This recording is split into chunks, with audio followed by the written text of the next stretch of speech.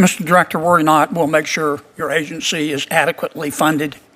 This judge you arrested in Wisconsin, she was breaking federal law, wasn't she? Yes, that's why we arrested her. She was helping an illegal immigrant escape being taken into custody. Is that right? Yes, and the field agents decided to open the case, work the case. And as Americans, do we get to pick and choose which laws we want to follow? We do not. If you're a state court judge, do you get to decide you don't want to follow federal law? No. And if you violate federal law, you get arrested, don't you? Yes, Senator. That's called equal treatment under the law, isn't it? Yes, Senator.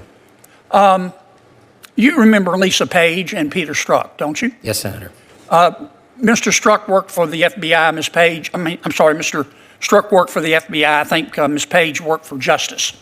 The Inspector General found in its investigation that they hated President Trump and they really wanted Secretary Clinton to win. Is that true?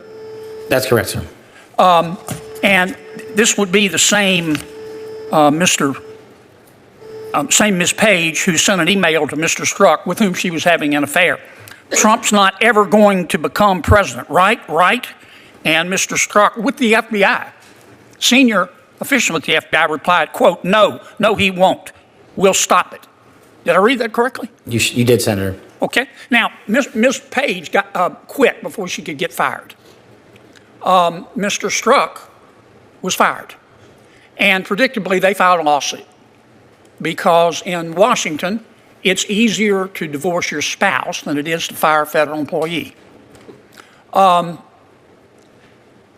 did the FBI give Mr. Strzok $1.2 million and Ms. Page $800,000 to settle a lawsuit? Senator, I do not know that settlement was reached in the prior administration. Who made the decision? The prior Department of Justice. Who in the prior Department of Justice? The settlement for that kind of case can only come from the Attorney General, which would be Attorney General Merrick Garland. So the Attorney General decided to give Mr. Strzok $1.2 million and Ms. Page $800,000 after they were fired after actively interfering in the 2016 election. Is that right? My understanding is that was a settlement they agreed to. Pass me the sick bucket, please. The Hunter Biden laptop. In October 2016, shortly before the election, the New York Post wrote a story that was widely covered talking about Mr. Hunter Biden's influence peddling scheme based on his laptop. A couple of weeks later, Secretary of State, soon-to-be Secretary of State, Antony Blinken, organized a group of 51 so-called intelligence experts. Had some real rock stars on the list. Jim Clapper, John Brennan, Michael Hayden, Leon Panetta, and they said, oh, no, the story in the New York Post is not true. It's based on Russian disinformation. You remember that? I do, Senator, as the lead investigator for Russiagate for the House Intel Committee. Yeah. The FBI had the laptop for 10 months, hadn't they? They did, Senator. So the FBI knew right before the election that it wasn't Russian disinformation, didn't they? And that was confirmed by the Inspector General's report. Yeah. Who at the FBI refused to let the FBI tell the American people the truth? I don't have that name in front of me, sir. Well, would you look? I will, sir. I'd like to know. I'd like a name, not a division. I'd like the name. A person with a brain and a beating heart. Yes, sir.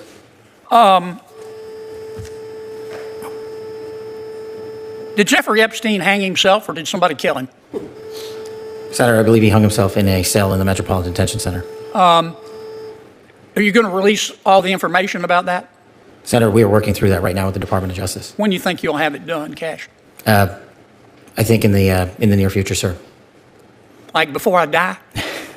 Senator, we've been working on that, and we're doing it in a way that protects victims and also doesn't put out into the ether information that is irrelevant for production of the public, such as CSAM.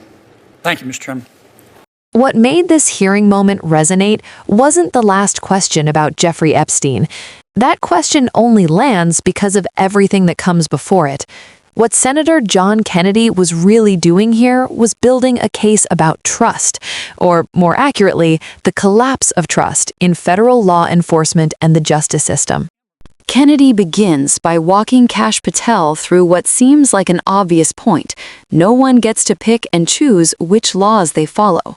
He uses the arrest of a Wisconsin state judge accused of helping someone evade federal immigration enforcement as the example.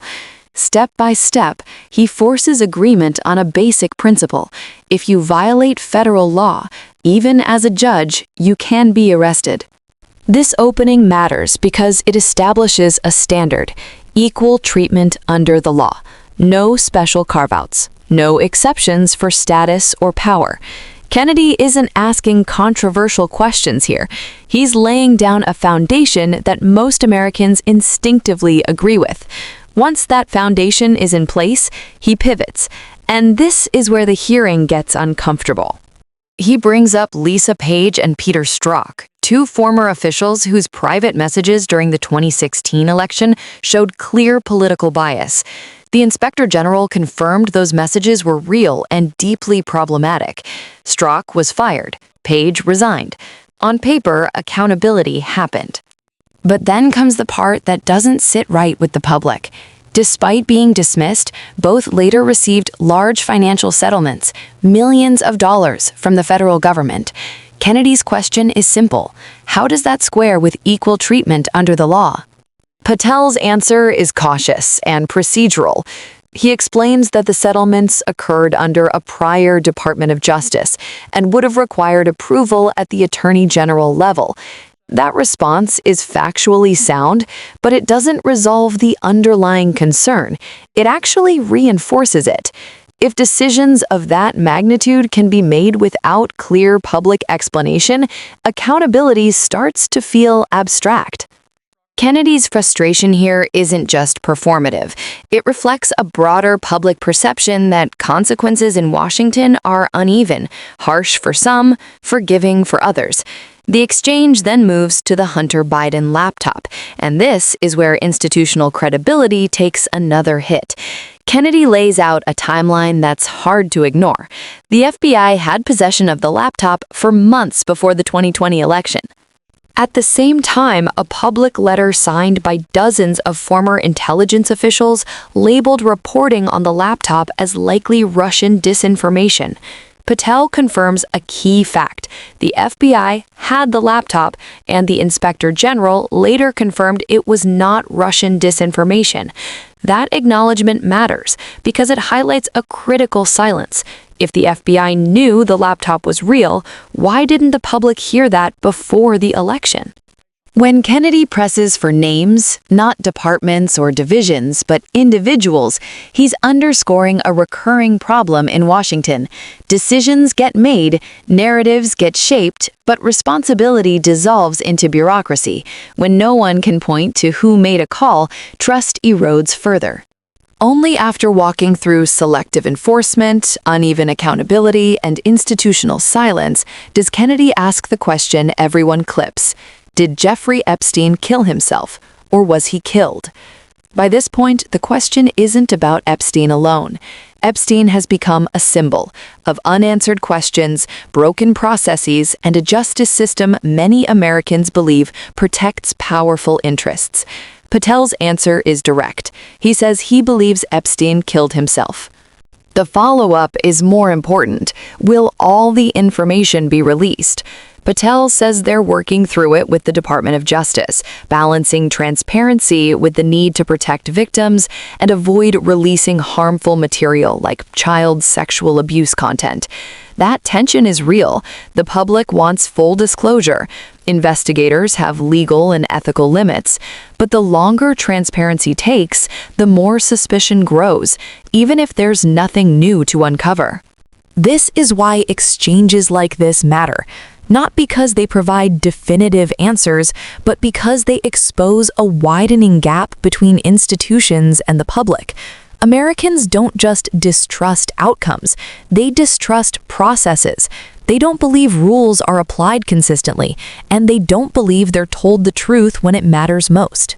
What Kennedy is really asking throughout this exchange is whether the system serves the public or protects itself. What Patel is trying to do is respond within the constraints of law, bureaucracy, and continuity. That gap between what people want to know and what institutions are willing or able to say is where skepticism takes root. That's the real story here. If you want clear, fact-driven analysis that explains what's actually happening in these hearings, not just why a clip goes viral, subscribe to Capitol Breakdown. We'll keep breaking down the moments that shape power in Washington, so you don't just watch them, you understand them.